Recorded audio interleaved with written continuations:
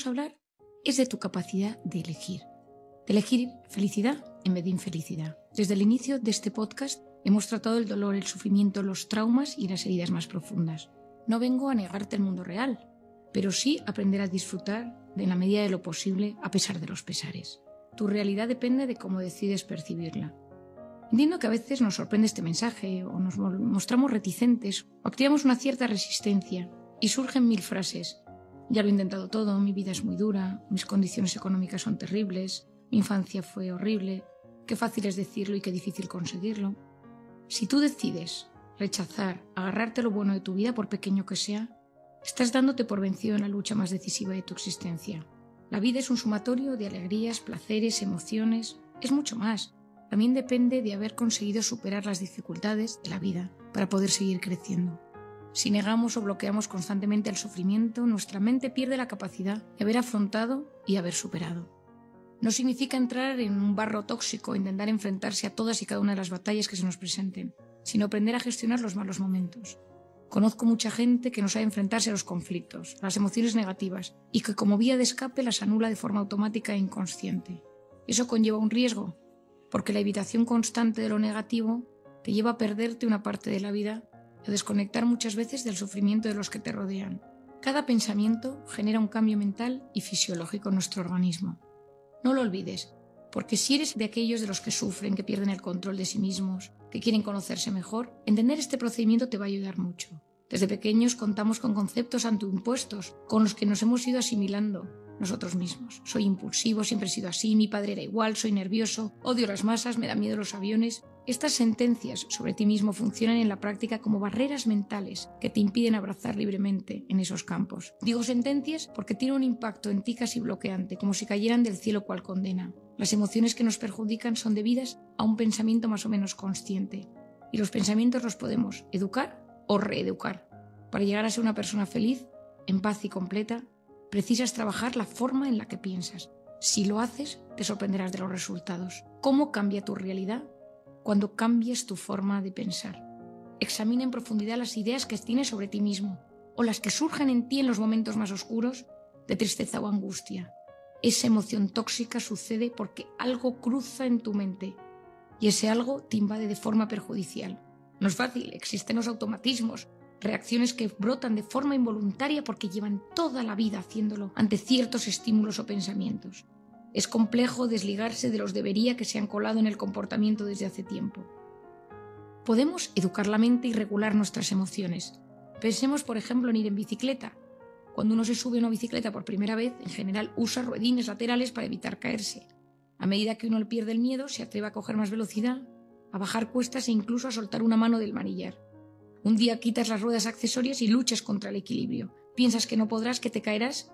Quizás sí sucede y de golpe lo has conseguido. Puede que pasen meses o años y que subas de nuevo a la bicicleta sin necesidad de volver a pasar por los ruedines porque tu mente ya sabe hacerlo. En la educación de los pensamientos sucede algo parecido. Lógicamente no es un proceso tan sencillo, pero ejercitar la mente tiene un efecto extraordinario en la forma que percibimos la realidad. Si cada vez que vas a ir en bici o a coger un coche o a esquiar solo piensas en las ocasiones en las que te caíste o tuviste un accidente, acabarás evitando esas actividades por el desgaste mental que te suponen. Esa es la causa por la cual un pensamiento se transforma en una certeza limitante cuando lo fundamentas de tal forma que se convierte en una excusa para evitar hacer algo. Tienes que abandonar tu rol de víctima. Tenemos que abandonar el rol de víctimas para empezar a ser el protagonista de nuestras vidas. Hoy te voy a presentar un esquema que te puede ayudar a entender y a mejorar la forma en la que interpretas la realidad. Es muy importante entender que las cosas son, y hay cosas que son buenas, son malas, pero hay muchas cosas que dependen de una serie de factores. El primero es el sistema de creencias. ¿En qué consiste tu sistema de creencias? Está basado en ideas prefijadas sobre la forma de ver la vida y el mundo que te rodea y lo que crees de ti mismo, bien porque has llegado tú solo a esa conclusión o porque desde niño o porque de adulto no han parado de repetírtelo. Soy así, siempre he tenido mal despertar, me cuesta la gente, no me gusta viajar, no me gusta conocer países nuevos, me dan miedo los deportes. Esas creencias son opiniones que tenemos sobre los diferentes aspectos de la vida. Están íntimamente ligadas a la manera que tenemos de interpretar el mundo y pueden ser conscientes, es decir, me doy cuenta, o inconscientes porque llevan toda la vida ahí. Ese sistema de creencias nos hace ser muchas veces menos tolerante con las cosas. Hasta el más tolerante tiene un sistema de creencias. Cosas se activan en nuestro interior Cuando hablan de temas religiosos, políticos, sociales, económicos, alguien viene y nos cuenta que ha ganado dinero y que se ha comprado una casa en la playa, y eso no nos deja indiferentes y dependerá de nuestro sistema de creencias, cómo nosotros reaccionemos ante ese comentario. Fíjate, es muy interesante en las conversaciones entender cómo te sientes. Hace unos días tuve una cena con muchos amigos, de diferente perfil político y de diferente perfil social. Y yo me di cuenta que uno de los que estaba sentado en la mesa se empezaba a enfadar, porque era incapaz de aceptar que otro estuviera hablando ideas que eran contrarias a las suyas. Finalmente se levantó, dijo que se encontraba mal y se marchó de la cena. Todos nuestros sistemas de creencias nos marcan de alguna manera y es importante reflexionar. Ese sistema de creencias nos predispone en la vida y forma una fuente de influencia muy potente. Nos aporta argumentos automáticos para actuar de una u otra manera. Son juicios profundamente enraizados en nuestra mente que nunca nos cuestionamos, muy importante, y que son decisivos, puesto que sobre la base de ellos construimos nuestra interpretación de la realidad y nuestras reacciones a esta. Estas creencias son universales, las tenemos sobre el mundo en general, los demás, nosotros mismos, los conceptos, las ideologías. El siguiente punto que influye profundamente en la interpretación de la realidad es el estado de ánimo. El estado de ánimo tiene una fuerza impresionante. Un ejemplo frecuente: estás feliz porque tu equipo ha ganado la Champions. Si te encuentras al día siguiente con tu jefe, que es de tu mismo equipo, pero con el que tienes una mala relación, probablemente le mires con ojos menos críticos y seas capaz de entablar una conversación amable y divertida. Si por el contrario tu equipo pierde y te llama tu hermano, fan del rival que ha vencido, para comentar la derrota, quizá ni siquiera le quieras contestar al teléfono, lo apagues o te metas en la cama sin cenar. Es importante entender nuestro estado de ánimo y entender las causas que modifican el estado de ánimo. Yo siempre digo que es importante que nos conozcamos. Cuando uno se comprende, es más dueño de sí mismo y gestiona mejor su vida. Sabemos que hay un 40% de genética en muchos de nuestros comportamientos y de nuestra herencia. Y hay personas que son más propensas a deprimirse o a hundirse porque hay factores genéticos. La salud física influye mucho en cómo nos vamos a sentir cuando nos levantamos por la mañana y en nuestra manera de interpretar la vida. Esta forma de ser influye profundamente. Toda nuestra forma de ser ante el estrés se modifica. Y cuando uno se conoce y entiende cómo es su forma de ser, entiende que puede ser más vulnerable a tener problemas del estado de ánimo. Las personas altamente sensibles son personas que tienden a ser más vulnerables y tienen momentos de gran vacío, de tristeza, de melancolía. Se pueden sentir abrumados por ciertos factores de estrés. Es importante conocerse porque muchas veces, trabajando la forma de ser, mejoramos el estado de ánimo. Y finalmente, el sueño. Es muy importante el sueño. Pasamos un tercio de nuestra vida en los brazos de Morfeo y hay que cuidarlo. Hoy en día hay un enorme problema de sueño reparador.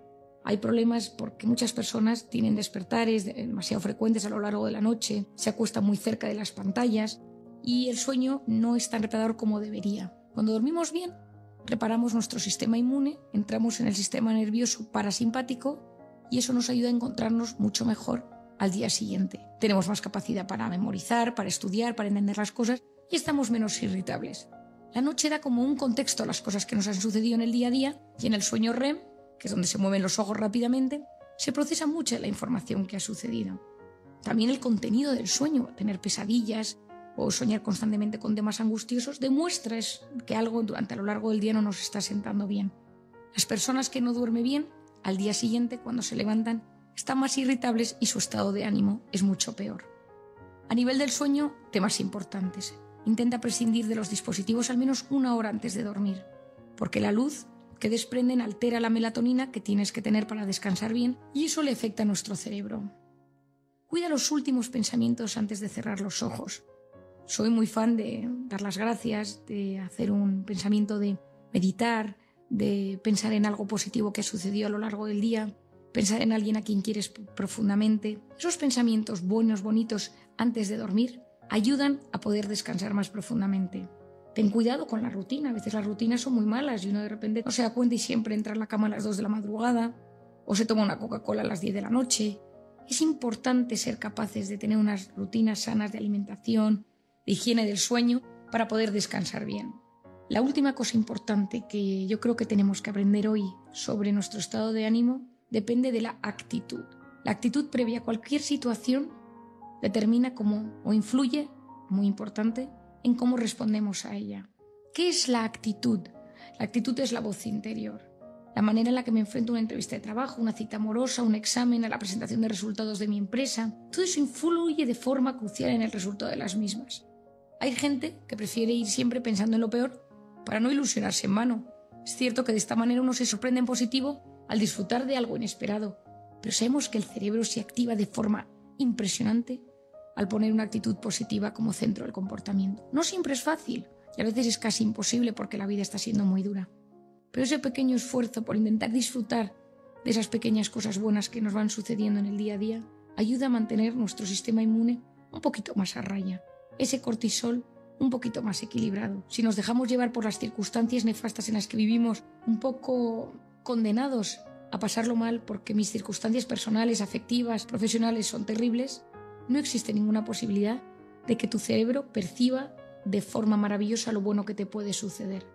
Hoy conocemos, científicamente demostrado, que cuando nuestro cerebro se activa y decide encontrar lo bueno que le sucede en el día a día, filtra de todo lo que le sucede y se queda con lo bueno.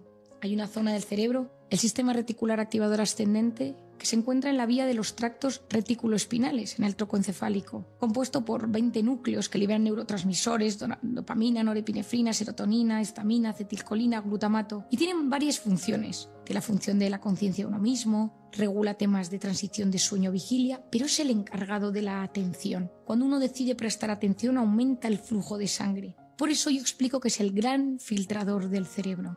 Cuando uno activa esta zona, cuando uno presta atención, cuando uno tiene ganas, se activa este sistema reticular activador ascendente y de todo lo que nos llega filtramos lo que nos gusta. Es decir, constantemente recibimos millones de bits de información y nuestro cerebro se queda con lo que más le gusta, con lo que el corazón le pide. Por eso se dice que lo que el corazón desea de verdad, la mente se lo acaba mostrando. Pero para eso hay que ilusionarse con cosas, tener metas, tener objetivos. Al 90% de la gente que no le pasan cosas buenas es porque no sabe lo que quiere que le pase y por lo tanto su cerebro no se lo muestra. Ya lo decía Santiago Ramón y Cajal, Premio Nobel de Medicina. Todo ser humano, si se lo propone, puede ser escultor de su propio cerebro. Uno atrae lo que le va sucediendo en la vida. Por lo tanto hay que soñar a lo grande y actuar en lo pequeño. Piensa, sueña a lo grande y actúa en las pequeñas cosas del día a día. Y para eso no tengas miedo a aprender a volver a mirar la realidad.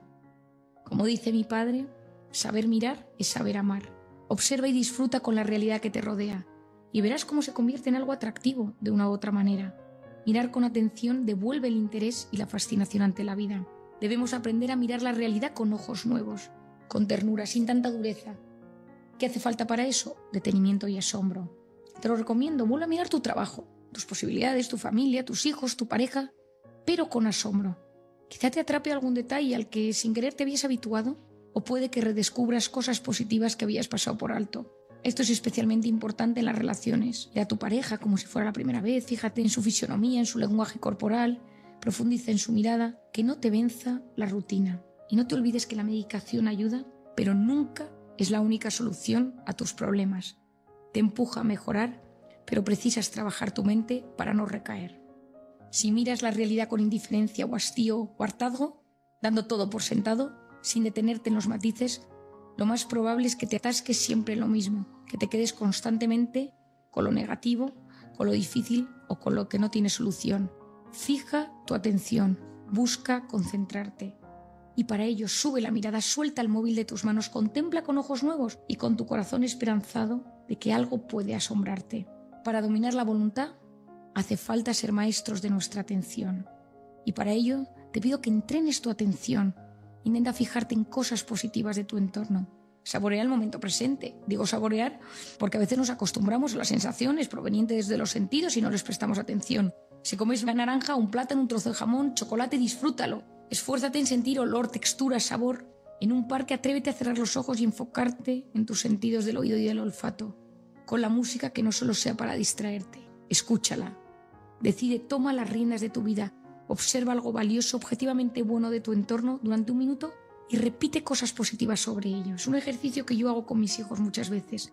Hablar de alguien o de algo que ha sucedido y contar todo lo bueno que ha sucedido. El optimista te mira a los ojos, habla de corazón a corazón, el pesimista mira al suelo, encoge los hombros y se olvida de comunicar con el corazón.